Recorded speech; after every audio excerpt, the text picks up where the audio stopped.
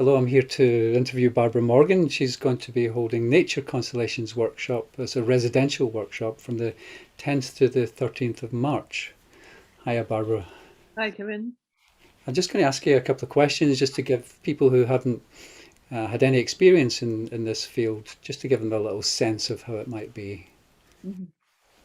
So, most of us are familiar with family constellations, but what exactly is nature constellations? Well, there are two aspects of it, and they're differently named by different facilitators. But Nature Constellations for me is seeing that as a starting point, we have a deep interconnectivity to all that is, and nowhere shows us that more clearly than when we're outside in nature and communing with nature. So that's one aspect, and then the other aspect is what I call environmental constellations, which is looking at some particular aspect of the environment or of nature that we're having difficulty with, and setting it up as a constellation to see what our relationship is to that particular environmental issue. Hmm. But in the workshop that we're going to be doing, the starting point really is to encourage people to get out into nature and deeply connect and see how nature responds when you become open to it. So, if I give you an example of this, I was at an intensive in Germany, and Francesca Mason-Borin, who's well known within the nature constellations field, we were sitting in a circle outside, and she said, if you just begin to open yourself to nature and communicate with nature, nature responds. And as she said that, a group of birds came overhead and started flying around in a circle and making a real cacophony of noise. And she just looked up and said, "Thank you." And then they flew away. So it's such a beautiful example. I've never forgotten it of how nature responds when we open ourselves to it. And especially in these times, we're losing that connection to nature. So I wonder if uh, doing the nature constellations can remind us that we are part of nature. Yeah, I mean, that's my aim really. And we're in a beautiful environment. I mean, Embercombe is in the heart of Devon and surrounded by hills, and we're living in yurts and got a beautiful big workroom. It's the ideal environment really to do nature constellations and to be out in the woods and the fields. Yeah, I've actually done some training with you there, and I can vouch for that. It's a really beautiful place Yeah. to do the nature work. And you have a particular affinity to the murmurings of the starlings. Is that somehow related to nature constellations? I mean, it's probably the most profound way of illustrating what constellation work is about.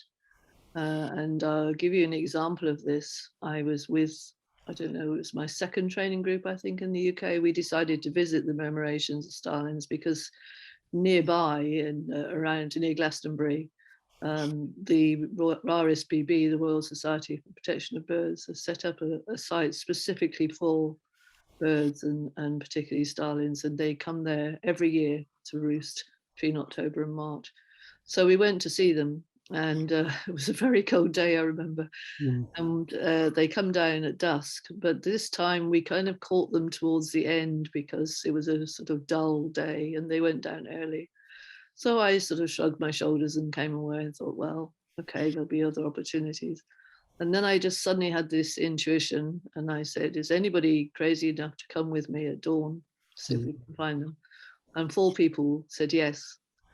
And the whole thing was such an illustration of tuning in to nature, Mm. because that was an intuitive idea that I had. We had no idea really where these starlings had gone down. We knew roughly where it was, but we didn't know specifically.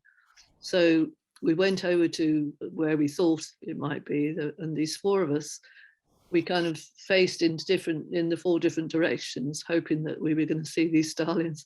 Mm. And then a guy walked past with a leather hat on, and one of the group said, "Oh, I bet he's going to see the starlings." So we went and asked him, and he was a bit gruff and said, "Yes, but they're in a farmer's field, and you can't really come in. You can come as far as the stile." And then a few more people came and they said, "Oh, you come to see the starlings?" And we said, "Yes."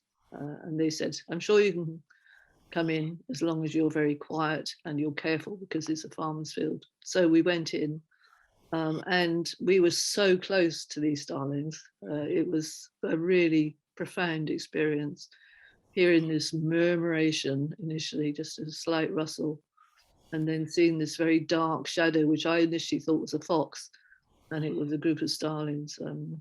coming in. And they kind of come in waves, you know, and then it settles down quietly, and then there's another wave, and then you think that's it, and then there's another wave, and it just built and built, and then there was this beautiful rush up of these starlings into the sky, forming this beautiful shape. So it's like a climax. And the film that I've taken, you can hear the guy who's taking the film getting more and more excited by it. Oh, So it's just amazing. it's fabulous. And then very quickly they disappeared. Oh, that's fabulous. Beautiful story. You touched a little bit earlier on some of the constellations. Maybe could you give a snapshot of how it might look? Would there be some kind of rituals, or maybe just to give an idea, a little picture of something that might go on? I mean, I remember one person had an issue about fracking. Wanted to look at fracking and how she was affected by it. And the constellation showed a lot of anger, a lot of rage and anger in the system. And the person representing fracking was really quite explosive in their anger. And that touched into her own personal experiences with her family, where there was a lot of unexpressed rage and anger. So she discovered her link to why fracking was so Yeah. difficult for her, you know, and you're drilling down, and it's a real rape of the land, if you like. So you know that had a very strong personal impact on us. So that's what we're looking at, really. How does whatever there is in the environment that stirs us up? Yeah, they're often mirroring Yeah, and triggering those hidden traumas or experiences. yeah, yeah. Yeah, I mean, there, you know, we do some ceremonies sometimes, and I mean, Gestalt, which was my original training, is also helpful. Hmm. Like one thing I might do is suggest people to go out into nature and let's let themselves be drawn to some specific aspect of nature. So they may come back in with a stick or a Mm. piece of fruit or something like that, and then to, in a way, become whatever object they brought in. So so if you sort of have a stick and you say, you know, I'm brown and I'm rusty and I've got a few knobbles on me here and there, and you just start like that, and then you gradually go deeper and deeper, and you realize you're not separate from this piece of wood. Ah. The two become one.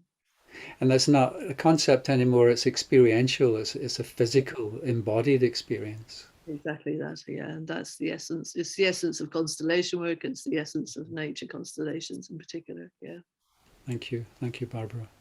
And if you can remind us of the dates and how people can get in touch or to Yes, book it's it. the 10th to the 13th of March Hmm. in a fully residential place called Embercombe in Devon. Yeah. And you can get hold of me via my website, cominghome.org.uk. Okay, and that will be posted underneath. Thanks very much, Barbara. Thanks, Devon.